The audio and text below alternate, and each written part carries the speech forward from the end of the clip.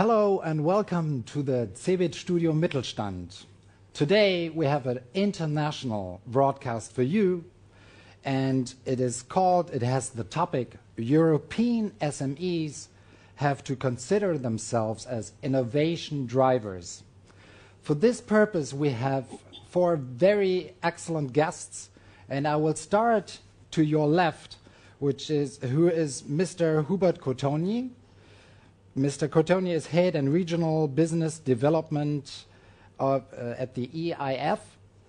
And second, we have Mr. Andrea Barnessi from Italy, who is Secretary General of the UEAP-ME.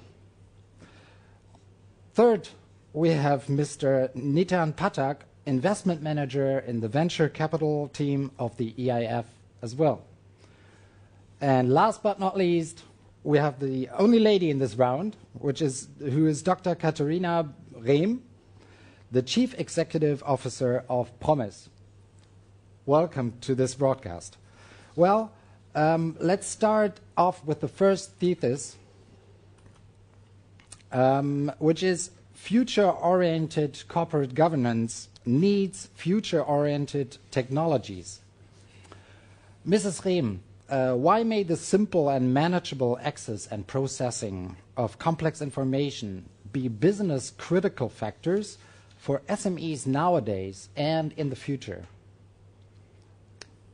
I would start with the mission statement of PROMIS at Service, which is to simplify complexity and to make simplicity effective.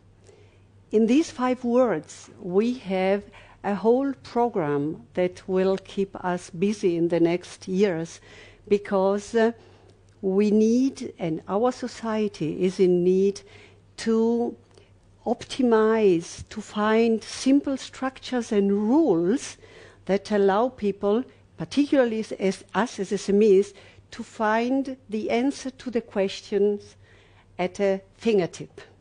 I think this is one of the big challenges that we have in the future, and to find structures in non-structured information flow. This is my deep opinion, or my conviction. And European SMEs, they are known for being heterogeneous, for being difficult to be reached. They are dispersed. And here, technologies are a crucial instrument, because they are something that needs to become the instrument that for an SME to have a platform that allows to bring more transparency into the organization, to bring order, to support being compliant with the legal requirements, and also to work online with the experts and with consultants. This is something that will change also our way of working, our way of living, in a sense, and this is something that for an SME brings a real added value, a real cost for the benefit, or benefit for the cost that they are investing into their professional life. So increased effectivity and increased efficiency also. And why I'm saying this? Because in the last years we were supported by the European Commission to develop a platform which is a knowledge management and an integrated management system that allows SME, and it is a software as a service, which is very important because it allows SME to get rid of hardware. It allows SME to start working online with experts and colleagues, as well as also consultants. And it is something that answers the question, how do I find the answer at a fingertip? Having said that, we have a huge challenge ahead of us to enter into a multilingual European market. Mrs. Rehm, with special reference to increasing regulatory requirements, Why is it possible to make an active effort in corporate governance and the creation of space for all parties involved by means of future-oriented technologies? Compliance, regulatory requirements, corporate social responsibility. They are rule of the games for corporates nowadays. 2-3 weeks ago, Daimler Corporation, they said they nominated an additional board member dedicated only to compliance and governance. So corporates, they have resources, they have means to do this. We, as an SME, myself as a representative of an SME, we have very few structures and we do not have resources. So here there is a big need for SMEs. Of course, complying with the requirements is hugely important, but there is also a need to be supported from one side, and technology is a key instrument to facilitate this compliance, because all of a sudden we have an instrument which, however, in my opinion, needs to become more human-oriented. Technology should never be an instrument, an end, yeah? But it must remain a means to reach the goal. So technology is at the service of humans, at the service of SMEs or corporates, yeah? And not in itself something which is an end. Having said that, I think that technologies, as we are developing them at the moment, they help also very much the alliance, the synergetic dialogue, deliberation between all the stakeholders, between policymakers, between stakeholders. And this is something, and SMEs themselves, and this is something which is, in my opinion, very, very, very important to find the answer to the problem how to reach SMEs. And here, the alliance, for example, between institutions who have a lot of knowledge and a lot of content, but have difficulties to reach SMEs, and associations or chambers of commerce or all stakeholders that are talking directly with the SMEs, they are those who have the chance to reach the SMEs with the content, institutions, or public insurances, or let me say, research institutes, and the associations. They will have the chance to become providers of knowledge-intensive services to their own members, thus becoming themselves innovation drivers. Okay, thank you very much. So, which brings us actually to the second thesis, which is, without consistent innovation sponsorship, European SMEs lose contact. So, Mr. Cotoni, this question goes to you. What are the expectant priorities of the European Union in their 2020 strategy, especially in research, innovation, as far as financial instruments are concerned? Let me start by really thanking CeBIT for giving us the opportunity to reach out. As Mrs. Rehm just said, we are talking to a population which is heterogeneous and which is difficult to reach. And this is the SME population. If you look in our mission statements, the EIF is the specialized institution for SME finance and is the institution to allow innovation, entrepreneurship, and to foster economic growth. So I do believe we are at the heart of what Europe is built of. But, and that's an important part, we have had in the past, and we still have, difficulties to really reach out. Again, this is a unique opportunity you are giving us today. At the same time, the opportunity is given to us at the perfect timing. The timing is determined by the European Commission's budgeting process. Europe is, as we speak, designing programs for the future, i.e. their 2020 strategy. And this strategy, and having learned from the past, I don't want to talk about Lisbon. It's probably not been the greatest project and the greatest success. But it has given us all the ability to learn.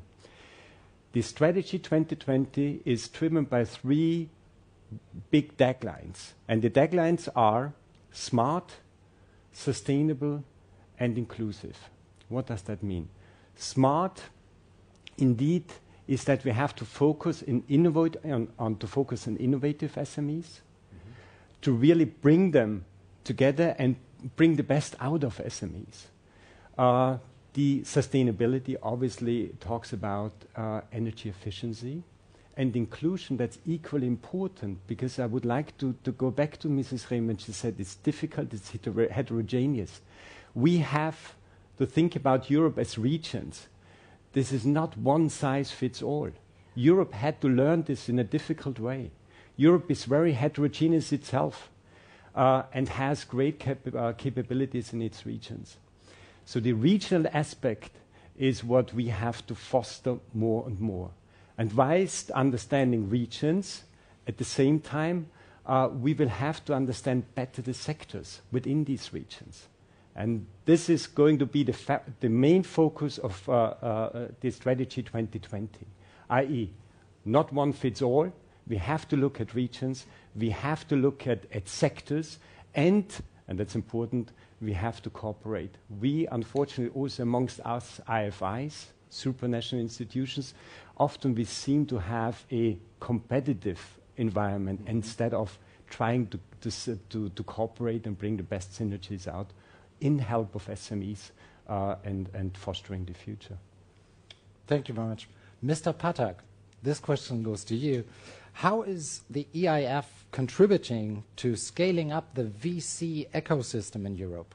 Yeah, I think Hubert did a very good introduction on the global mission statement of the EIF. I'm part of the venture capital team at the EIF, and I think it's important for me here to take the opportunity to highlight a couple of elements of the strategy of the venture capital team. First of all, we will continue, as we did in the past, to do the business that we are good at, which is investing in funds and maintaining a given kind of dynamic into the VC classical industry. So what I mean by that is that we are currently invested in 350 funds in Europe, and that we are reaching out to several thousand companies across Europe that are benefiting from the capital that we are injecting through financial intermediaries. Second of all, I think that there is a considerable amount of knowledge that we have gained through the years with respect to sector-specific kind of know-how. And I think this is time for us to leverage this sector-specific know-how through instruments that are addressing, those sectors. And in particular, we are here today at CeBIT to explore ways to address the need of the ICT sector. Mm-hmm. So, I mean, this is one of the reasons why our management sent us here to meet the people, to meet the corporation, and to see what is actually the need of the market with respect to ICT sector-focused fund of funds. I think one of the other elements that I would like to highlight is the fact that we are trying at the moment to brainstorm within the EIF venture capital team on how actually we can bring several players together to define the new venture capital ecosystem as part of the 2020 strategy that Hubert described. And I think it is important for us, to now give a new dimension to the capital flow in Europe. Which what I want to say is that by collaborating with corporates, by collaborating with SMEs, with the institution, I think we'll be able to reach out the clusters, in Europe, the technology clusters and the SME that are belonging to these clusters, which I think at the moment are sometimes underserved. So I think finally, what I would like to highlight is the fact that the EIF venture capital team is going to push forward to have a leading role to shape the venture capital industry in Europe, and that we are here today in a kind of a brainstorming kind of phase where we would like to kind of call, corporates and different players to help us to define these new venture capital ecosystems. Mm-hmm. Thank you very much. You're welcome. So we're coming to the third thesis of today's broadcast, and is as to consistent ICT application, European SMEs need both a unique comprehension and level. And this brings us to Mr. Benassi. This question, the first question for you is, with special reference to SMEs, what are the main reasons leading to an obvious gap between quality and quantity of ICT application in the different regions and member states of the European Union? Well, first of all, allow me to share the thanks that Hubert addressed to you, because really I experience every day the difficulty to reach our members. And allow me also to say that when you introduced me some minutes ago, you told that I come from Italy, which I'm so proud of. But to tell the truth, I come from Europe in the sense that I come from Brussels, because my organization is an umbrella organization gathering all members from Italy, France, Spain, Estonia, Greece, Portugal, Spain. So, we are directly representing 13 million of enterprises out of the 20 millions, more or less, working every day in Europe. Well, coming straightly to your question, I think that the main difference, the main gap, if I can say, even if I'm used to talk in a constructive and optimistic way, so I would say possible next opportunity, more than an existing gap, is in the educational systems in the member states, also the regional level. It's not by chance the Scandinavian countries are leaders in ICT applications. So this is really the first point. We have experienced that so many governments are concluding, are negotiating agreements with big vendors. This is very good as the economic point of view, because this is economically convenient. We have, I don't want to make names, but anyway, big vendors are offering courses, PCs, all hardware and software to governments to establish courses for young men and young women. What is really good economically, but maybe it can bring to a sort of dependency in the end. So maybe it's good for quantity, but not so much for quality. Last point, maybe to answer to your question, I think that the analysis just made up by the European Commission in the publication last year, the digital agenda, was really identifying where the problems are. Exactly this lack of skill. So we have to intervene on these issues, really knowing that the main gaps are specifically existing for this reason. Mm-hmm. Mr. Benassi, a second question for you. What possibilities are there to support SME decision makers in consistently promoting both ICT application and coherent ICT competencies amongst the employees? Well, I'm obliged to talk about skills, in the sense that we really appreciated a lot the initiative of the Commission of Europe, I would say, of European Competence Framework. This is the most important issue where they have to, because this is a sort of system aiming to compare professional qualification in this sector. That is fundamental, because we don't have to forget, never to forget, that this is not a sector in itself. This is a horizontal issue. If we stimulate this, within brackets, sector, we stimulate all the sector, because this is a means to stimulate to growth. It's not just an end in itself.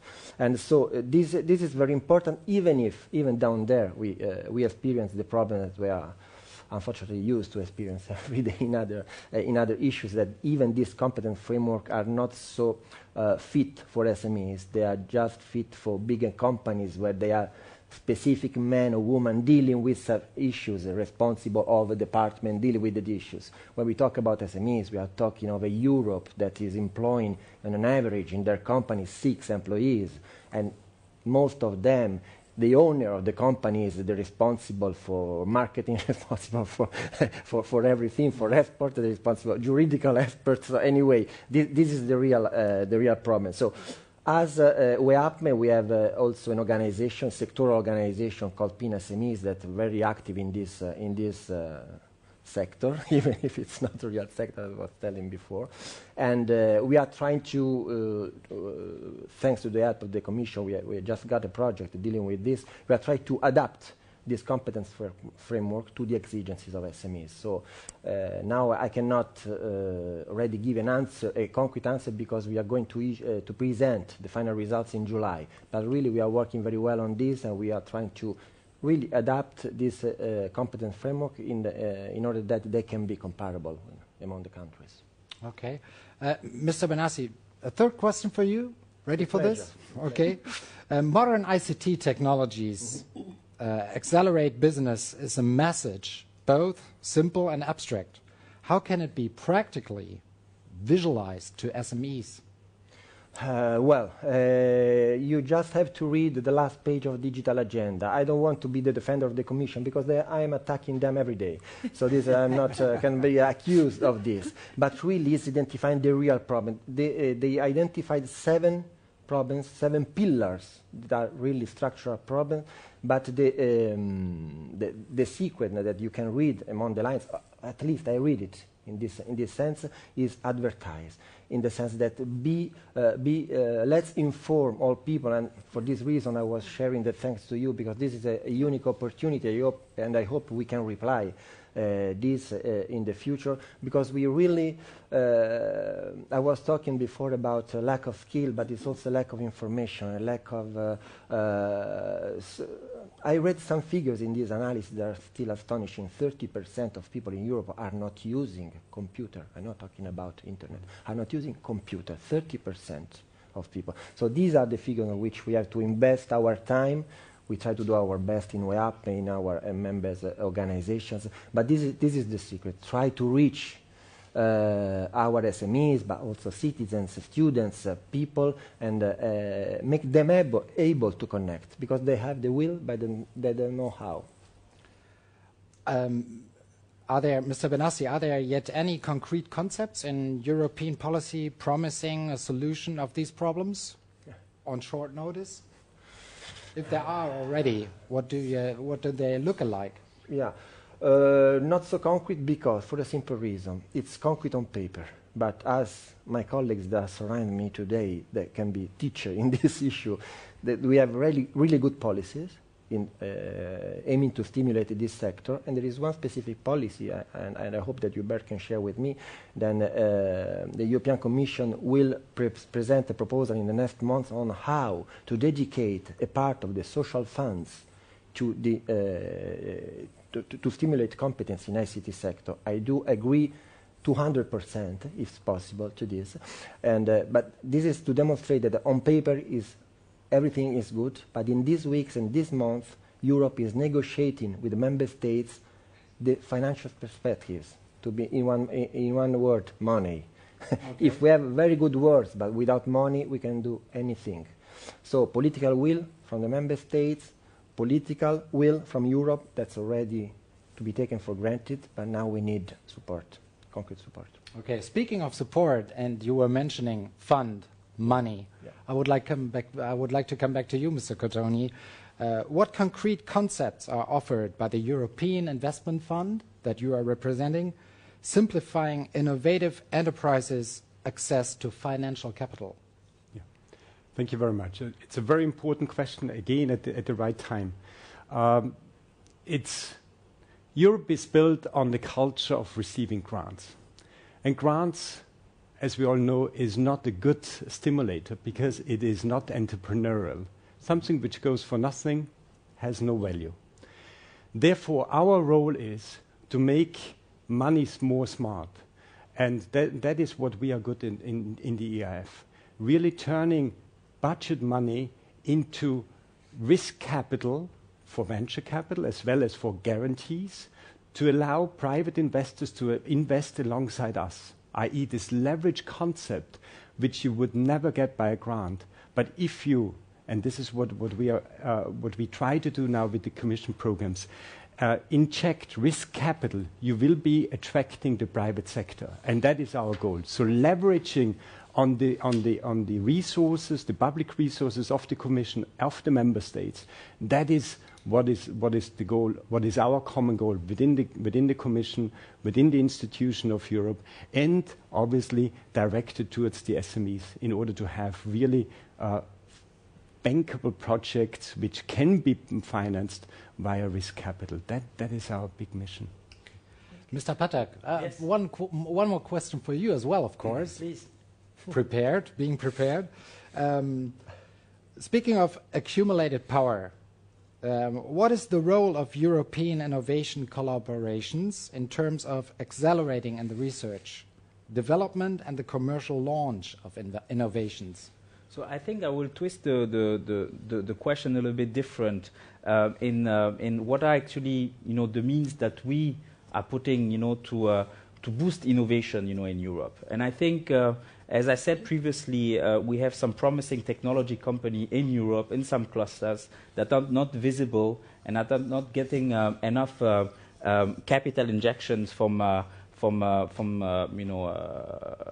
financing institution. So actually the new products and the instruments that we are trying to develop within the VC team at EIF are going to actually address these needs that will ultimately boost innovation in Europe. Mrs. Rehm, I have one more for you as well. We were talking about different cultures and different regions of Europe, because there's a big variety, and you've talked about that before, so I would like to come back, because it's very interesting. With special reference to the demographic change in Europe, to what extent is traditional culture of work facing a new dimension throughout Europe? It's an interesting question. In my opinion, it might be less the question of demographic change, but more the question on how we will be able and are able to use technologies, not as, let me say, forgetting traditions because we are going towards innovation, but simply to take tradition and the wisdom of the past and put it and structure it into new technologies, so that we have there as a synergy between knowledge, between experience, between past, which is then structured with new instruments, with new ways of learning, with new ways of passing messages that, in my opinion, together with what is one of our biggest richness and problems, the cultural diversity, as well as the multilingualism, there is, in my opinion, a huge amount of potential if we will be able to find the solutions to this. Thank you.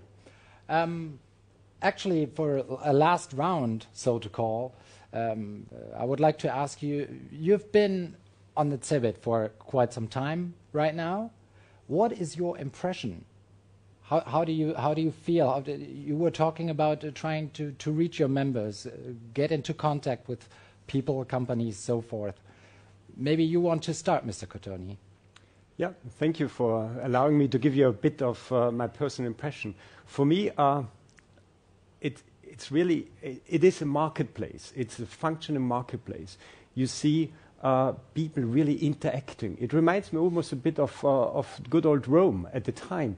People come together not only to exchange views and to show each other their novelties, but also to do deals. And that is really exciting. This is a real exhibit. This is where people get together, understand each other, cross bridges, and do deals. That's amazing for me. Sounds very good. Do you have the same opinion, Mr. Benassi? Yeah, or the same impression? No, I have the same opinion, and the impression is that, if I can add some word to what Hubert just said, is that this is the living evidence of the fact that the ICT is not a sector. What I was telling before, it's like it has the same ranking, if I should say, of I don't know, energy, transport. That are not sectors, are costs and opportunities for SMEs. So if we invest on them, and the CeBIT is the living evidence that we are investing very well in Europe, thanks to this incredible and impressive fair, this is the real evidence that we are investing on growth. Because this can be, how can I say, banal, a banal definition that this is not a sector, but it is so important for policymakers to understand this, because if not, they just have to concentrate their policy without having a view of 360 degrees. This is so much important. And this is my first impression is, finally, at last, I see something that can demonstrate what I say every day, that this is not a sector. This was my first impression today. Thank you very much. Mr. Patak, of course, this question goes to you as well. Yeah, thank you. I would love to have someone who has a different impression, but if it's the same, please go ahead. I think at this stage I cannot say anything bad about the CeBIT. I think what I found very good is I see the CeBIT as a tremendous communication platform. I mean, I think it's pulling a lot of people, not only from Europe, but from worldwide, all together under the same roof.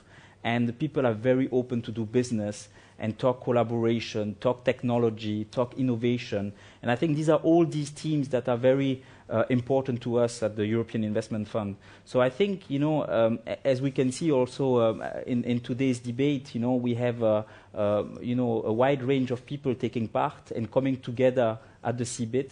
And I think that it's a very promising platform to do business and to help Europe, in particular, from my perspective, in the venture capital scene. Thank you. Mrs. Rehm, I saw that you would like to add something very important Just as well. one sentence. Please, go ahead. I would like so much to see a lot of SMEs being here, being represented, offering their technologies, and offering the best that Europe has on innovation. Because then we will be proud to see how much innovation can come even from 3 people's SMEs out of, it's the so-called crogiolo di conoscenza. Thank you very much. Thank you very much to all of you. That was very, very interesting. I have a very broader impression. Probably you have too, I surely hope so. This was the broadcast of the Studio Mittelstand at the CeBIT 2010 with European SMEs have to consider themselves innovation drivers.